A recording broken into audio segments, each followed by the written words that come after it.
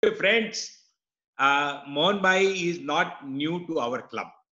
He visited number of times, and he is very familiar with our club members, and he is considered as one of the our member. All the time, he is welcome to come. Mohan Bhai is a past district governor of our district 3131. He was during 2011 and 12. And at that time, I was assistant governor for his year. So I was visiting clubs along with him, introducing him. At that time, I learned Sher and Shairi to introduce him. But today, I have no material to talk on Sher and Shairi.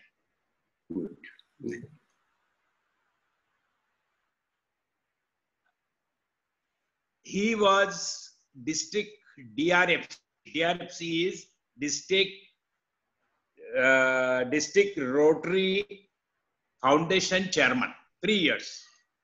And he made a record collection for Rotary Foundation in 3 years from 2013 to 2016. And he collected $3 million. That is 30 lakhs dollar in his year, in 3 years, and he made a record of in the district. He himself is a generous donor. He has donated in Rotary Foundation more than $50,000, and he is a major donor level 3.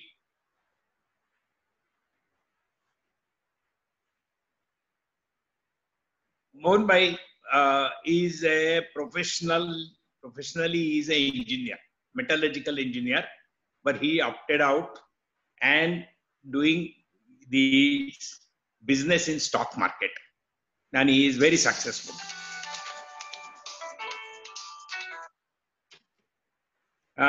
He is self-styled poet, unique flair for Sher or Shairi. He is very famous in district for Sher and Shairi. He is known in the district as a popular speaker, and he has a long biodata. I cannot read that, but we have distributed in our bulletin as well as in our through WhatsApp. So everybody must have gone through. Friend, I am pleased to introduce Mohan Bhai Paldesha, and he is going to speak today on Jindagi Na Milegi Dobara. That is his favorite subject. And I welcome him. And Mohan Bhai, please. Thank you. Thank you, Madhuba. Good evening, friends. President Jinendra Ji Munot, President-elect Ajay Ji, galaxy of past presidents, senior Rotarians, and spouses. Madhuba, thanks for those kind words of introduction. Thank you once again. It is indeed honor bestowed upon by receiving invitation to address your club meeting, undoubtedly the most effective club in the district. Thanks to Narayan Ji Rathi, Ramesh Ji Moore, Madhubhav Rathi, President, Secretary, and all of you. I am charter member of my club, Rotary Club of Pune East, since 1988. And I was club president in 95-96, the year in which Dr. Pauli Umranikar was president of your club. And after my club presidency since 96-97, I had the opportunity to interact with many of your senior Rotarians in the capacity of colleague district officers, and have had great opportunity to learn from every one of you.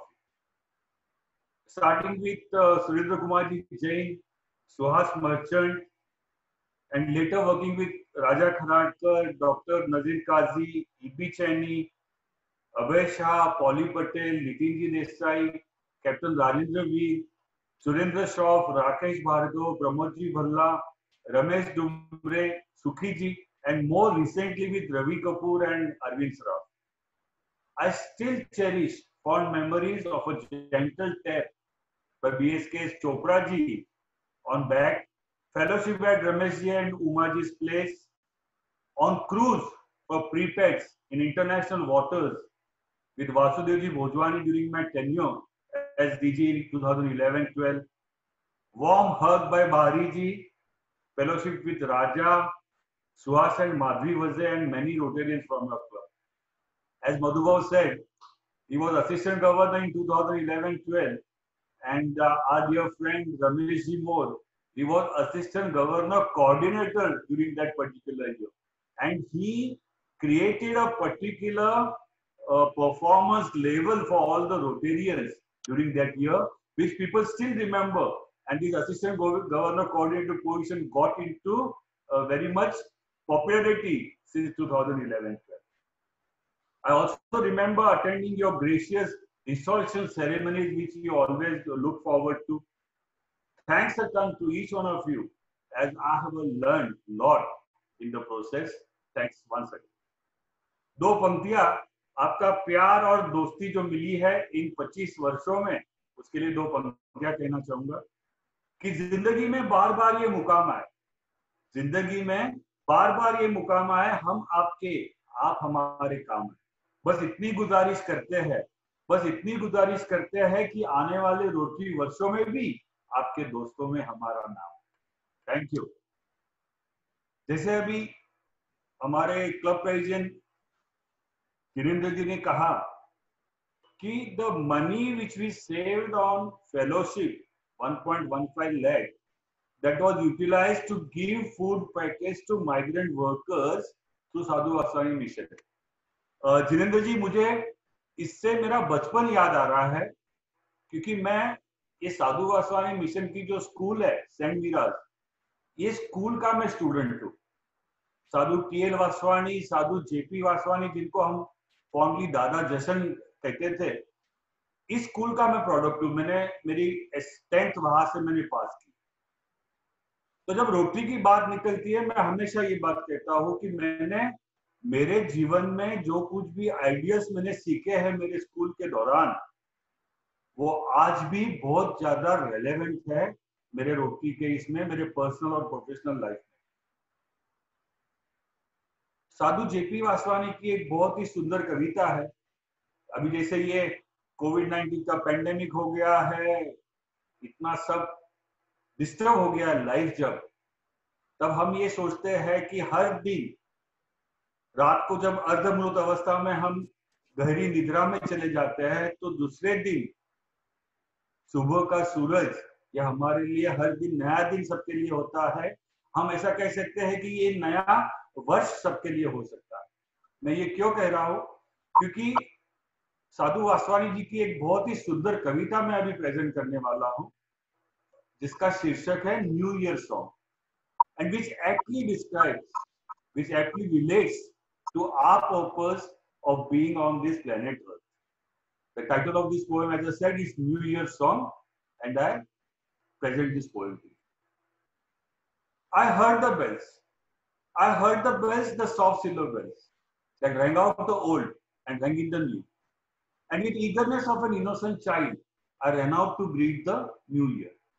How clean it was, how white, how whole it was, how bright. I saw it face to face in the magic of the midnight moon, and I heard his voice say, "Lo, I bring to thee a triple gift, the faith that never fails, the strength to face life's storms and gates, and the love that is love indeed." And I said, "O new year, just come from spotless hands of God, what message does thou bring?" And methinks I heard the New Year song. Brothers are ye all men and birds and beasts, and flowers and trees and rivers and seas, and hills and dales and storms and gales and sun and moon and stars. Brothers are ye all, for one is our Father, he hath many names, and one of them is God. And what is God? God is love. Love is light. Light is knowledge. Knowledge is strength. Strength is life. Life is beauty. Beauty is blessedness. And blessedness is brotherhood, compassion that moves out to all. So give the service of love to all, the sick and the suffering, the weary and the heavy laden, the forsaken and the forlorn. And remember, one who helps a halting comrade on the way is helped by God. It truly becomes a companion of God. I unquote. Our purpose is definitely to be companion of God. Because God alone won't be able to address all the uncertainties, all the difficulties which the mankind is facing. पहले का जमाना कुछ और था. जैसे मैंने ये बात कही आपको कि पहले के जमाने में और आज के जमाने में काफी फर्क हो गया, और खास तौर पर अभी इस लॉकडाउन के पीरियड में हमें ये सब बातें याद आती है. जब अपनों से दूर रहे हम, अपनों को मिलने की इच्छा होती है. लेकिन पिछले 4-5 दशक में ऐसा माहौल हो गया है कि हर इंसान अपने आप में आई मी माई सेल्फ के चक्कर में फंसते जा रहा है, भागदौड़ करते जा रहा है, मटीरियलिस्टिक चीजों की तरफ हमारा रुझान बढ़ते जा रहा है, और इन सब चीजों में हमारे रिश्ते, प्यार, मोहब्बत, इन सब चीजों पर हमारा ध्यान कम होते जा रहा है. एक बहुत ही सुंदर कविता है हरिवंश राय बच्चन जी ने जो लिखी हुई है, जो आज से 40-50 वर्ष पहले जो एक समाज था हमारा और आज क्या है, इसमें जो फर्क है, इसके बारे में बहुत ही अच्छी बात हमको इस कविता से ध्यान में आती है, और ये कविता मैं प्रस्तुत करना चाहूंगा. मकान चाहे कच्चे थे, मकान चाहे कच्चे थे, लेकिन रिश्ते सारे सच्चे. पहले के जमाने मकान चाहे कच्चे थे, लेकिन रिश्ते सारे सच्चे थे. चारपाई पर बैठते थे, पास पास रहते. सोफा और डबल बेड आगे, सोफा और डबल बेड आगे, दूरियां हमारी बढ़ा गए. छतों पर अब न सोते हैं, बात बतंगड़ अब न होते हैं. आंगन में वृक्ष थे, सांझे सुख दुख थे. दरवाजा भी खुला रहता था, मुसाफिर भी आते जाते रहता. एक साइकिल ही बस पास था, एक साइकिल ही बस पास था, फिर भी मेल जोल था. रिश्ते निभाते थे, रूठते मनाते थे. पैसा चाहे कम था, पैसा चाहे कम था, लेकिन माथे पर न गम था. अब लगता है कुछ कमा लिया है, अब लगता है कुछ कमा लिया है, लेकिन बहुत कुछ गवा भी दिया है. जिंदगी की इस भागदौड़ में क्यों वक्त के साथ रंगत खो जाती है, हंसती खेलती जिंदगी भी आम हो जाती. एक सवेरा था, एक सवेरा था जब हंसकर उठते थे हम, एक सवेरा था जब हंसकर उठते थे हम, और आज कई बार बिना मुस्कुराए शाम हो जाती है. मकान चाहे कच्चे थे, लेकिन रिश्ते सारे. बात हरिवंश राय बच्चन जी ने यही कहने की कोशिश की थी कि हमने बिना मुस्कुराए शाम हो जाए, ऐसा क्यों होता है? क्योंकि हमारे जीवन में हमारी जरूरतें कितनी हैं और हम ख्वाहिशें कितनी चीजों की रखते हैं, इसके हिसाब में गड़बड़ी हो गई. ये बात खास तौर पर ध्यान में ज्यादा लोग लेते नहीं है. ये बात ध्यान में, आपके क्लब की बात बहुत अलग है. जैसे मैंने पहले कहा कि आपके क्लब में थरो रोटरी की जानकारी वाले सब हमारे भाई और बहन हैं, और रोटरी को सही मायने में समझते हुए आप आपका जो कर्तव्य जो है बहुत ही अच्छी तरीके से निभाते.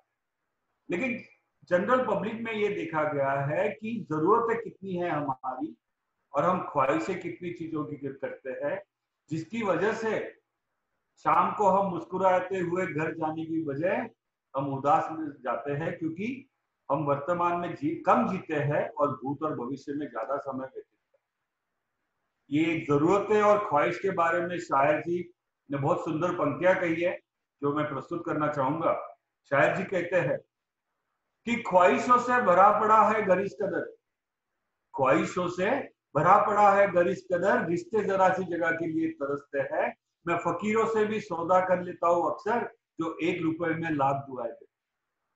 ध्यान में लीजिए, हम ख्वाहिशें कितनी करते हैं कि फकीर से भी दुआ ले सकते हैं. आगे चलकर शायर जी कहते हैं कि ख्वाहिशों के काफिले बड़े अजीब होते हैं, ख्वाहिशों के काफिले बड़े अजीब होते हैं, ये गुजरते वहीं से है जहां रास्ते नहीं. किसी फकीर की झोली में कुछ डाला, किसी फकीर की झोली में कुछ डाला, तो ये समझ आया कि इस महंगाई के जमाने में भी दुआएं कितनी सस्ती. ये खास तौर पर हमने ध्यान रखना चाहिए कि हमारा जीवन जो है, हमारा जीवन जो है, ये बहुत ही अनिश्चित है, और अनिश्चित जीवन में हमने किन चीजों की ख्वाहिशें करते रहना चाहिए, चूंकि हमने वर्तमान में ज्यादा समय बिताना चाहिए, ये बहुत जरूरी है।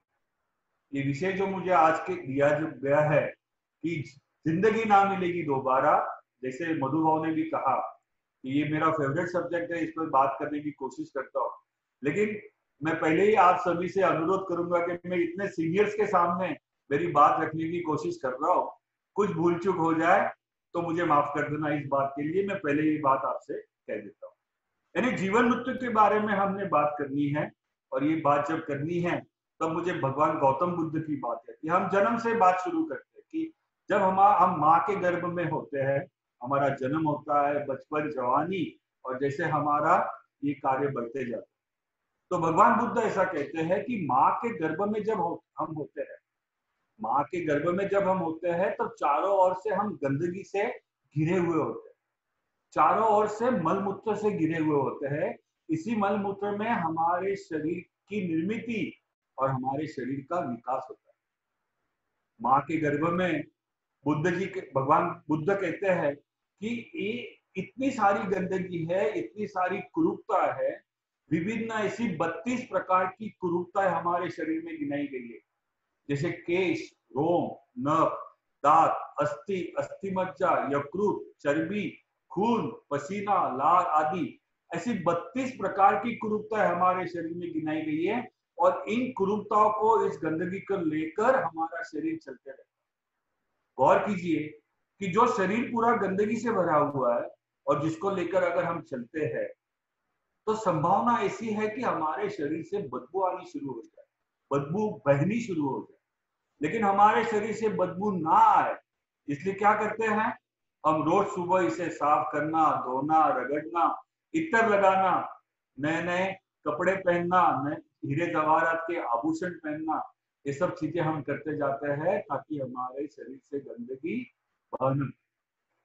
लेकिन शरीर जो मूल स्वभाव से सुंदर नहीं है, शरीर के अंदर जो हमारी आत्मा है, जो हमारी चेतना है, वो मूल स्वभाव से सुंदर है, लेकिन उसकी तरफ हम ध्यान नहीं देते, उसकी तरफ हम गौर नहीं करते। चेतना का सौंदर्य जो है उसे निखारने की कोई जरूरत नहीं है, क्योंकि वो मूल स्वभाव से सुंदर है। और शरीर जो मूल स्वभाव से गंदगी से भरा हुआ है, उसको निखारने के लिए, शरीर का सौंदर्य निखारने के लिए हम सीधे सब चीजें करते हैं। यहीं पर गलती हो रही है। हमारा शरीर से तादात्म्य टूटकर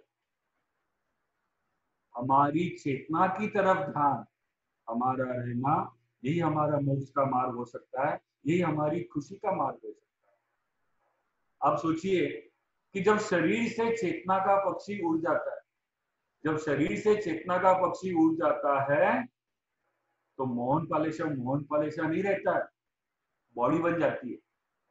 और जब बॉडी घर पर किसी वजह से अगर देर हो जाए तो घर वाले भी कहना शुरू कर देते हैं कि भाई जल्दी से लेकर जाओ, मरघट पर जाकर जलाओ, नहीं तो बदबू आनी शुरू हो जाए। क्योंकि अगर हम किसी का पोस्टमार्टम होते हुए देखें अस्पताल में तो हमें पता चले, हम बाहर रुक नहीं सकते। किसी का कटा हुआ पेट देखे तो हम रुक नहीं सकते हैं, इतनी गंदगी से भरे हुए है। हमारा शरीर धोखा है, हमारे शरीर को मौत लगने वाली है, फिर भी सब कार्य जो है हमारे शरीर के इंद्रियों की तृप्ति के लिए हमारे सब कार्य चलते हैं। इसमें से हमने निकलना चाहिए, ये बहुत जरूरी है। क्योंकि ये जीवन, ये जिंदगी जो है हमारी, ये जिंदगी हमें हमारे संचित कर्मों से, हमारे माता पिता के आशीर्वाद से, हमारे ईश्वर के आशीर्वाद से हमें ये मनुष्य जन्म प्राप्त हुआ। और ये मनुष्य जन्म हमें प्राप्त हुआ है जो बार बार प्राप्त नहीं हो सकता है। और इस मनुष्य जन्म में हमने सब चीजें ईश्वर ने जैसी चाहिए है हमसे, वैसी हमने करनी चाहिए। जैसे मैंने पहले कहा था कि ईश्वर चाहते हैं कि we become companion of God. ये जिंदगी आज जो तुम्हारे बदन की छोटी बड़ी नसों में मचल रही है, ये जिंदगी आज जो तुम्हारे बदन की छोटी बड़ी नसों में मचल रही है, तुम्हारे पैरों से चल रही है, तुम्हारी आवाज में गले से निकल रही है, तुम्हारे लफ्जों में चल रही है। ये जिंदगी न जाने कितनी सदियों से यूं ही शक्लें बदलती रही। बदलती शक्लों में, बदलते जिस्मों में चलता फिरता ये एक शरारा, जो कि इस घड़ी नाम है तुम्हारा। इसी से सारी चहल पहल है, इसी से रोशन है हर नजारा। सितारे तोड़ो या घर बसाओ, अलम उठाओ या सर झुकाओ, तुम्हारी आंखों की रोशनी तक है खेल सारा, ये खेल होगा नहीं दोबारा, जिंदगी ना मिलेगी। हम जानते हैं, हम समझते हैं कि ये जिंदगी दोबारा मिलने वाली नहीं है, फिर भी हम इस तरह का बर्ताव करते हैं जैसे कोई हम अमर पट्टा ही लेकर आए। हमें ये फिक्र ही नहीं है कि हमारी जिंदगी का हिसाब क्या रहने वाला, ये हमको पता ही नहीं है। जैसे दवाई की बोतल पर एक्सपायरी डेट होती है, हमारे पीछे कोई एक्सपायरी डेट लिखी नहीं है, हमको पता नहीं है हमारी एक्सपायरी डेट क्या है, जो कभी भी हो सकती है। लेकिन हम इस गलतफहमी में जी रहे हैं कि हमारा जीवन तो अनिश्चित, हमारा जीवन तो चलते ही जा रहा है। ऐसे होता नहीं है। शायर जी कहते हैं इसके बारे में कि यहाँ कोई किसी को दिल नहीं देता, यहाँ कोई किसी को दिल नहीं देता, पेड़ भी सूखे पत्ते गिरा देता है। हम अच्छी तरह वाकिफ है दुनिया के रिवाजों से कि जब रुक जाए सांस तो कोई अपना ही आकर जला दे। आगे चलकर शायर जी कहते हैं कि दिए से न पूछो बाकी तेल कितना है, दिए से न पूछो बाकी तेल कितना है, सांसों से न पूछो बाकी खेल कितना है, पूछो उस कफन में सोए हुए इंसान को कि जिंदगी में गम और कफन में चैन कितना है। अब ये जिंदगी में गम जो होता है, इसके भी प्रोड्यूसर हम ही है। हम खुद ही हमारी ख्वाहिशों की वजह से हम हमारे जीवन में जो है ये गम हम तैयार करते हैं। ये बहुत प्रॉब्लम की बात है। जैसे मैंने भगवान गौतम बुद्ध की बात की कि शरीर से चेतना का पक्षी उड़ जाने के बाद क्या होता है, दो पंक्तियों में सुनिएगा कि किनारे पर तैरने वाली लाश को देखकर, किनारे पर तैरने वाली लाश को देखकर ये समझ आया कि बोझ शरीर का नहीं सांसों का था, बोझ शरीर का नहीं सांसों का था। तो जो सांसें है, हमारी जो चेतना है, जो आत्मा है, उस पर ही हमने ज्यादा ध्यान देना चाहिए। ये मूल बात आपसे कहना चाह रहा हूँ। शायर जी की दो पंक्तियां आगे और है कि जब जन्म लिया है तो फिर सांसें मत लीजिए, जब जन्म लिया है तो फिर सांसें मत लीजिए, जीने का शौक भी रखिए। शमशान ऐसे लोगों की राख से भरा पड़ा है जो समझते थे कि उनके बिना दुनिया नहीं चल सकती। ये दुनिया किसी के बिना रुकती नहीं, ये दुनिया ऐसे ही चलते रहने वाली है। लेकिन हमने हमारा जीवन इस तरीके से जीना चाहिए कि हमारे बाद हमें किस बात के लिए लोग याद करना चाहिए, इसकी मिसाल हमने हमारे जीवन में जरूर करनी चाहिए। जैसे मैंने कहा कि जैसे हमारे माँ के गर्भों में से हमारे शरीर की निर्मित और विकास होने के बाद हमारा जन्म होता है, हमारे जीवन में मैं कहता हूँ कि सबसे सबसे अच्छा जो हमारे जीवन का जो पीरियड होता है वो हमारा बचपन। बचपन हमारा इतना सुंदर होता है क्योंकि बचपन में हम वर्तमान में ज्यादा जीते हैं, हम ज्यादा निश्चित होकर जीते हैं। हमें धन इकट्ठा करने की लालसा नहीं होती है, हमें किसी प्रकार की झिझक नहीं होती। बचपन जो होता है उसके बारे में कुछ पंक्तियां कहना चाहूंगा कि कागज की कश्ती थी, पानी का किनारा था, खेलने की मस्ती थी, दिलिया आवारा। ये बचपन की बात। कागज की कश्ती थी, पानी का किनारा था, खेलने की मस्ती थी, दिलिया आवारा था, कहा आ गई समझदारी की झंझट में, वो नादान बचपन ही कितना प्यारा। बचपन की अमीरी भी बहुत होती है।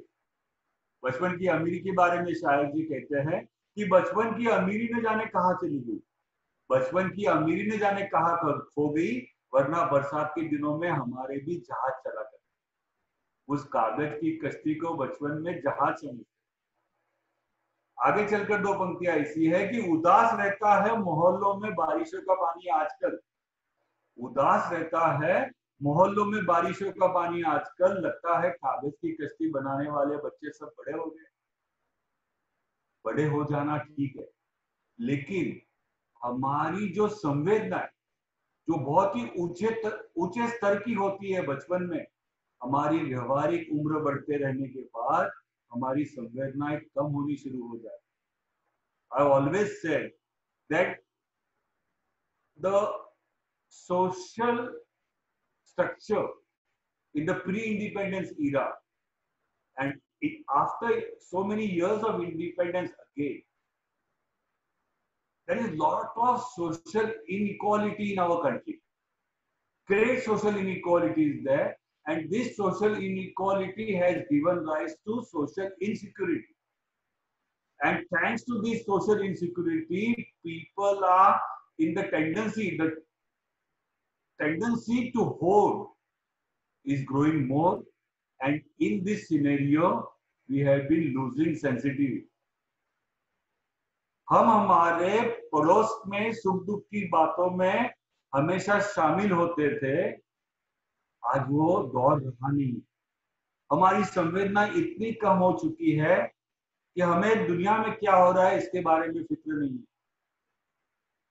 और ये संवेदनाएं कम होने से इतना बड़ा नुकसान हुआ है कि नए नए प्रकार के अपराध, नए नए प्रकार के क्राइम ये बढ़ते जा रहे हैं, क्योंकि संवेदनाएं हमारी कम होते गई। Mahatma Gandhi ji had observed this thing in the pre-independence era, and he had named this as 7 social seeds. He said that a human being basically by birth is nature loving, God fearing, affectionate and sensitive. But because of the social circumstances around, he has been forced to act against the laws of nature.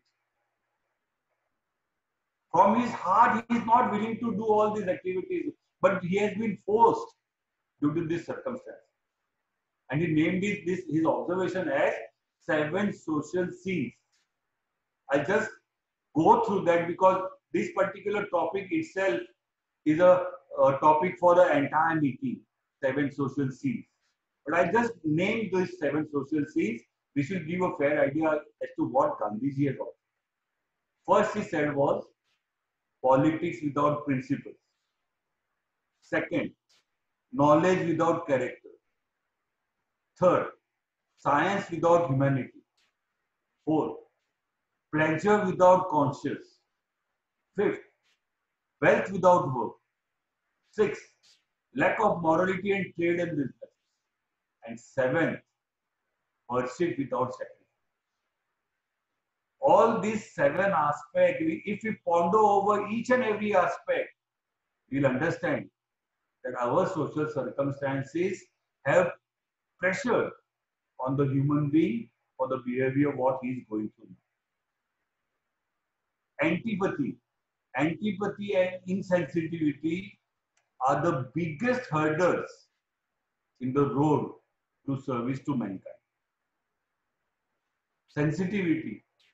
Sensitivity हमारी बरकरार इस हद तक रहनी चाहिए कि हमारी आंखों में कोई भी प्रसंग देखने के बाद झट से हमारे आंखें भर आनी चाहिए। इस प्रकार की सेंसिटिविटी आदमी के जीवन में होनी चाहिए, नहीं तो हम जिंदगी ये जो जी रहे हैं इसका मतलब क्या है, इसके बारे में सोचना बहुत जरूरी हो जाता है। मैं ये सेंसिटिविटी की जब बातें कर रहा हूं तो उसके बारे में एक किस्सा जो है, दिवाली के समय का किस्सा जो है, वो किस्सा मैं आपके सामने रखना चाहूंगा। हमने देखा है पहले के काफी सालों पहले, अभी आजकल तो कम हो गया है, बच्चे जो है हमारे बच्चों को पटाखों का बहुत आकर्षण होता है। हम कितने भी एनवायरनमेंट की बात करें, ये सब बातें करें, लेकिन बच्चों को पटाखों का आकर्षण होता ही है। तो दिवाली का समय जैसे नजदीक आता है, जैसे पुणे जैसे बड़े शहर में कोई बड़ा सा मैदान लेकर पटाखों की दुकान लगती है, माता पिता अपने बच्चों के साथ जाकर पटाखे खरीद कर लाते हैं। तो ऐसे ही एक दिवाली के समय पटाखों की दुकान लगी हुई है और लोग आ रहे हैं, पटाखे लेकर जा रहे हैं। तभी एक पटाखों की दुकान के 10-15 मीटर की दूरी पर एक बच्चा खड़ा था, और बच्चा खड़ा था, उसके हाथों में चंद सिक्के थे, और वो कभी सिक्कों की तरफ देखता था, कभी पटाखों की दुकान की तरफ देखता था। ऐसे 5-7 मिनट व्यतीत करने के बाद उसे ध्यान में आ गया कि जो कुछ चंद सिक्के उसके पास है, तो इस महंगाई के जमानों में इन सिक्कों से उसे कुछ पटाखे मिलने वाले नहीं। और ये दृश्य देखने वाले हमारे एक जो भाई साहब थे, उन्होंने उस पर उनका निरीक्षण जो ऑब्जर्वेशन है वो लिखा, और इस कविता के फॉर्मेट में वो जो है मैं आपके सामने प्रस्तुत करूंगा। पटाखों की दुकान। This is relating to the sensitivities which we need to always have. कि पटाखों की दुकान से दूर, पटाखों की दुकान से दूर हाथों में कुछ सिक्के गिनते मैंने उसे देखा। पटाखों की दुकान से दूर हाथों में कुछ सिक्के गिनते मैंने उसे देखा। एक गरीब बच्चे की आंखों में दिवाली को मरते देखा। थी चाह उसे भी नए कपड़े पहनने की, पर उन्हीं पुराने कपड़ों को मैंने उसे साफ करते देखा। तुमने देखा कभी चांद पर बैठा पानी? मैंने उसके रुखसर पर बैठा देखा। हम करते हैं सदा अपने गमों की नुमाइश, हम करते हैं सदा अपने गमों की नुमाइश। मैंने उसे अपने गम चुपचाप पीते हुए देखा। थे नहीं माँ बाप उसके, थे नहीं माँ बाप उसके, उसे माँ का प्यार और पापा के हाथों की कमी को महसूस करते थे। थी वो उम्र बहुत छोटी अभी, थी वो उम्र बहुत छोटी अभी, लेकिन उसके अंदर मैंने जमीर को पलते देखा। रात को सारे शहर की दीपों की लौ में मैंने उसके हंसते मगर बेबस चेहरे को देखा। हम तो जिंदा है अभी शान से यहाँ, हम तो जिंदा है अभी शान से यहाँ, पर उसे जीते जी शान से मरते देखा। नामुकुल रही दिवाली मेरी, नामुकुल रही दिवाली मेरी, जब मैंने जिंदगी के इस दूसरे अजीब पहलू को देखा। आगे की दो पंक्तियां गौर से सुनिएगा कि कोई मनाता है जश्न, कोई रहता है तरसता, कोई मनाता है जश्न, कोई रहता है तरसता। मैंने वो देखा जो हम सब ने देखकर भी नहीं देखा। मैं दोबारा ये पंक्तियां कहना चाहूंगा कि कोई मनाता है जश्न, कोई रहता है तरसता। मैंने वो देखा जो हम सब ने देखकर भी नहीं देखा। लोग कहते हैं त्योहार होते हैं जिंदगी में खुशियों के लिए, लोग कहते हैं त्योहार होते हैं जिंदगी में खुशियों के लिए, तो फिर क्यों मैंने उसे मन ही मन घुटते और तरसते देखा। पटाखों की दुकान से दूर हाथों में कुछ सिक्के गिनते मैंने उसे देखा। एक गरीब बच्चे की आंखों में दिवाली को मरते। भाइयों और बहनों, बहुत कुछ कहने जैसा है, बहुत कुछ कहने जैसा है जीवन के बारे में, लेकिन जिंदगी के बारे में कहते हुए ये हमारा जो अभी 30 मिनट का ये जो समय की जो पाबंदी है, इसमें ज्यादा विस्तार से कुछ बातें कह नहीं सकता हूँ। जितने मेरे दिल से जो मेरी बातें आई ध्यान में मेरे, मैंने आपके सामने शेयर की है। और being a Rotarian, being so senior Rotarians, हम हमारे rotary club of Pune central के सभी सदस्य हैं, ये सब हम बातें जानते हैं, मुझे कोई नई बात कही नहीं। लेकिन हमारे नारायण जी, मधुभाव और रमेश जी ने इस बात का आग्रह किया था कि चलो ये कुछ बातें जो है ये शायरी के फॉर्मेट में या कविता में ये रखने की कोशिश जो है, ये मैंने छोटी सी कोशिश मेरी तरफ से की है। और अंत में एक बहुत ही सुंदर कविता मैं प्रस्तुत करना चाहूंगा, जिस कविता का शीर्षक है what will matter. What will matter, and this poem is authored by Michael Josephson, and I quote, ready or not, someday it will come to an end. Ready or not, someday it will come to an end. There will be no more sunrises, no minutes, hours or days. All the things you collected, whether treasured or forgotten, will pass to someone else. Your wealth, fame, and temporal power will shrivel to irrelevance. It won't matter. It won't matter what you own and what you own. Your grudges, resentments, frustrations, and jealousies will finally disappear. The wins and losses that seem so important will fade away. It won't matter where you came from and what side of the tracks you lived on at the end. It won't matter whether you were brilliant or beautiful. Even your gender and skin color will be irrelevant. So what will matter? So what will matter, and how will the values of your days be measured? What will matter is not what you bought, but what you built. What will matter is not what you learned, but what you taught. What will matter is not what you got, but what you gave. What will matter is not your success, but your significance. What will matter is every act of integrity, courage, compassion, and sacrifice that enriched and enthused others to emulate your excellence.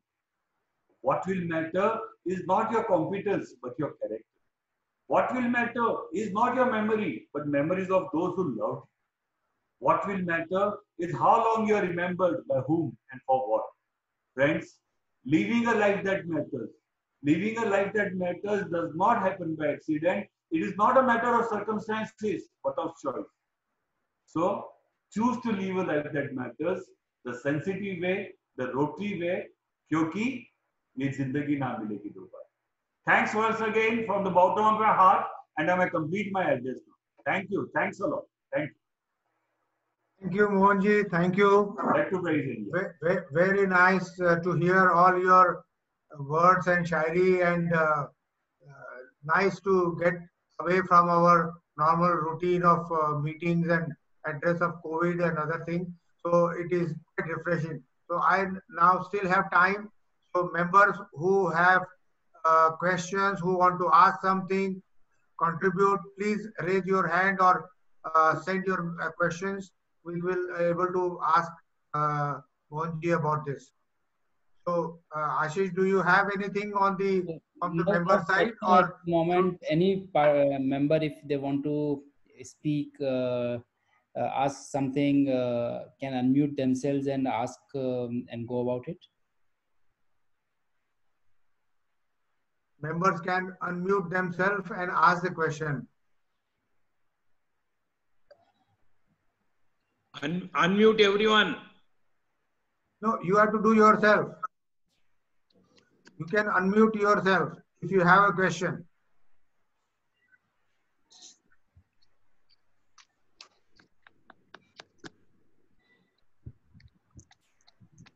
I think everybody enjoyed it so much that there was no question had to be asked. मेरा question ऐसा है मोहन जी, आपको ये सब करने को time कहाँ मिलता है? मतलब आप रोटरी का इतना काम करते हैं, शेरो शायरी का इतना काम करते हैं. इज दिस योर हॉबी और is this something which comes naturally to you? Jitendra ji, ऐसा है कि जैसे छात्रावस्था से लेकर स्कूल से कॉलेज में, when I was in engineering college also, तो मुझे जैसे समाज में हमारी आंखों के सामने अगर कोई घटना घटती है तो उसके बारे में लिखने का दिल होता था कि भाई इसके बारे में कुछ लिखे. जैसे बिहार में, बंगाल में, जैसे बंगाल में वो मालदा नाम के शहर में मैं गया था जब, और वहां पर जब देखा कि साइकिल रिक्शा चलाते हैं इंसान अपनी रोजी रोटी के लिए, 2 वक्त की रोटी जुटाने के लिए, और जब रूम के कमरे में से देखा, मैंने होटल के रूम में रोटी की कोई किसी कॉन्फ्रेंस में स्पीच देने को गया था, जब होटल के रूम के कमरे में से भी देखा कि भाई सुबह को वो कचरे का ढेर लगा हुआ है, उसमें कुछ बहनें और बच्चे कुछ उसमें खोज रहे हैं. ऐसे इस प्रकार के किस्से जब देखते जाते हैं तो ऐसे मन में आया कि इसके बारे में चलो हम कुछ लिखे. तो मैंने 1975 से लेकर, मैंने अभी जो शुरुआत में जो कविता मैंने प्रस्तुत की थी न्यू ईयर सॉन्ग, ये 1973 में मैंने हमारे स्कूल में जो वो कंपटीशन होता है ओरेशन का, उसमें उस समय ये मैंने कविता मैंने समझ ली थी और बाय हार्ट कर दी थी. तो पिछले आज कितने साल हो गए इस बात को, देखिए कि अभी भी वो ध्यान में रखने का ही. तो आपने जो सवाल पूछा उसकी बात यह है कि मैं सुबह का समय जो है थोड़ा 7 से 8 बजे का 1 घंटे का समय जो है, अच्छी चीजें जो हमारे ध्यान में आती है, जो पढ़ते हैं हम, मैं उसको कहीं पे नोट कर लेता हूँ मेरी डायरी, और फिर उसमें से चुनिंदा चीजें इसको मेमोराइज करने की कोशिश करता हूँ. मैंने ज्यादातर सब मेमोराइज करने की कोशिश की है. लोग पूछते हैं कि आपको इतना मेमोराइज कैसे करने जमता है, तो उसके लिए जैसे कॉलेज के जमाने में हम कोशिश करते थे, वही कोशिश आज भी करनी पड़ती है. थोड़ा समय सुबह को देना पड़ता है, और सुबह का समय सबसे अच्छा समय होता है. जैसे जितेंद्र जी आपने कहा, रोटरी में गवर्नरशिप थी 11-12 में, उसके बाद ज्यादा कुछ काम नहीं है रोटरी में, मैंने कुछ ज्यादा काम किया भी नहीं है. लेकिन आज गवर्नरशिप के बाद भी, आज 9 वर्षों के बाद भी लोग चाहते हैं, लोगों का अपनापन है. आज सिर्फ हमारे डिस्ट्रिक्ट में नहीं तो भारतवर्ष के 20 डिस्ट्रिक्ट में मेरा जाना आना हुआ है पिछले 6-7 वर्षों में. फ्रॉम नॉर्थ टू एवरीवेयर जाना आना हुआ है, ये लोगों के प्यार की वजह से ही. There is a question from PP Ramesh Moore. Mohan, does it mean that reincarnation is a total myth? I am not an authority to talk about reincarnation. Let me tell you very frankly, Ramesh ji, कि reincarnation के बारे में मैं कुछ comment नहीं कर सकता हूँ. मैं तो सिर्फ एक बात कह सकता हूँ कि सुबह उठने से लेकर शाम को सोने तक हमने सब चीजें ऐसी करते, वो एक शायरी की पंक्ति में कहता हूं मैं कि ऐसा कुछ कर दो कि खुशियां खुद रास्ता पूछे, ऐसा कुछ कर दो कि खुशियां खुद रास्ता पूछे, वैसे भी हमने गम को अपने घर का पता है। जैसे मैंने साधु वासवानी जी की बात कही, साधु वासवानी, हमारा एटीट्यूड इस तरह का होना चाहिए कि हमें खुशी मिलनी चाहिए।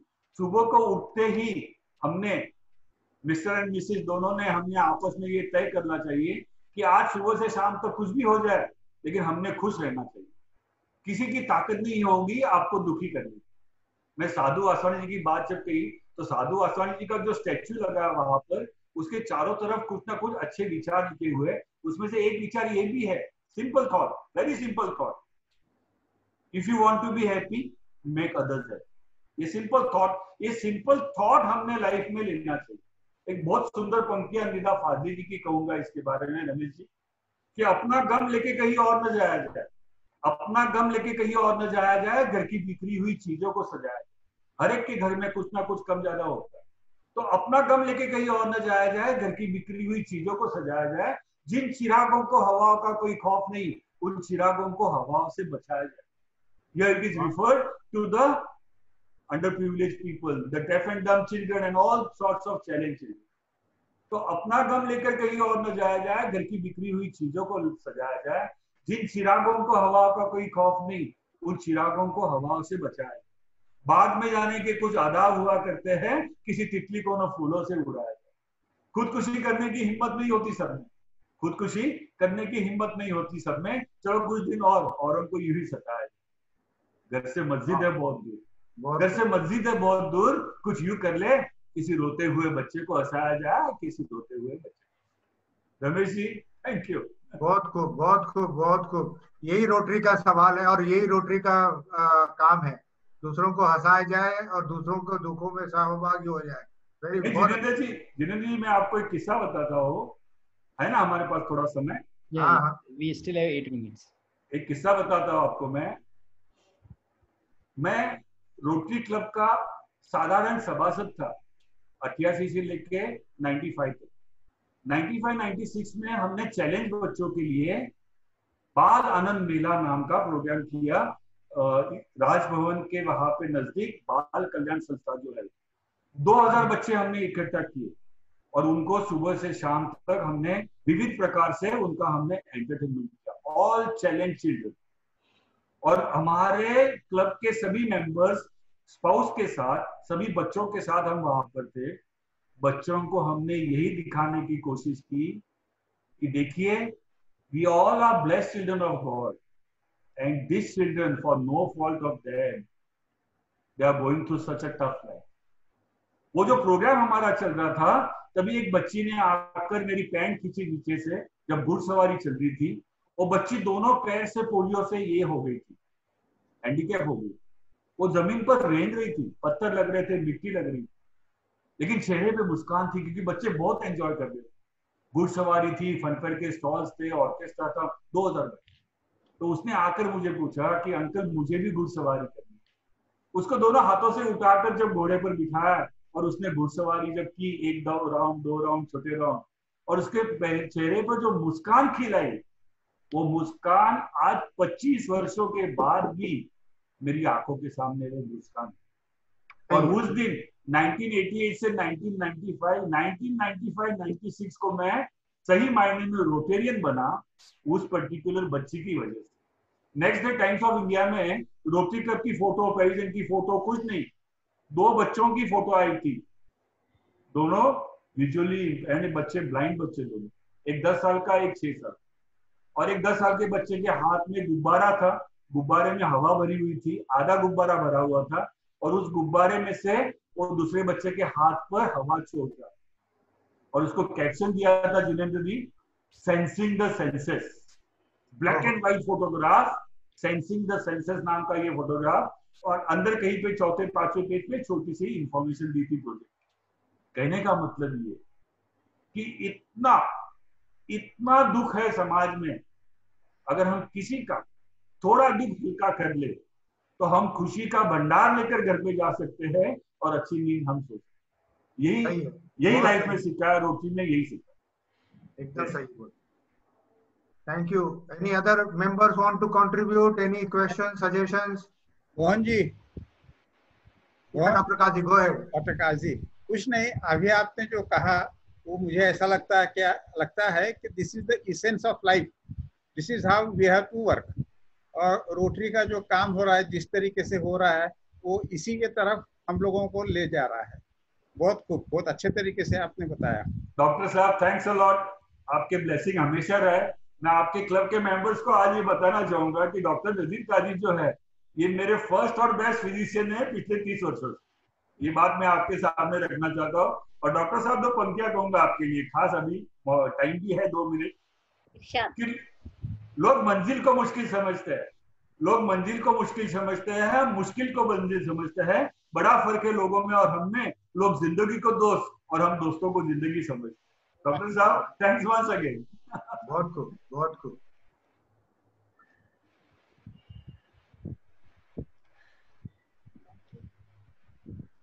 Okay, guys. Any other suggestions? Any other questions? Thank you, Mohan ji, बहुत बढ़िया। आपने बहुत अच्छे से ये सेशन और आज हमारा रोटरी का मीटिंग हैंडल किया। आपने काफी सारी इंसाइट दी आपके पर्सनल जीवन की, और कैसे रोटरी में कहा जाता है, कैसे किया जाता है। और for the youth and the new members, this will be a good learning for all of us. So thank you once again for addressing us. Wish you all the best, and we will keep in touch with each other. I heard, and you are not heard. I mean, you are the in the next year, coming Rotary year, you are also playing a major role, and we wish you all the best. Thank you, thank you, thank you. So with this, I adjourn the meeting.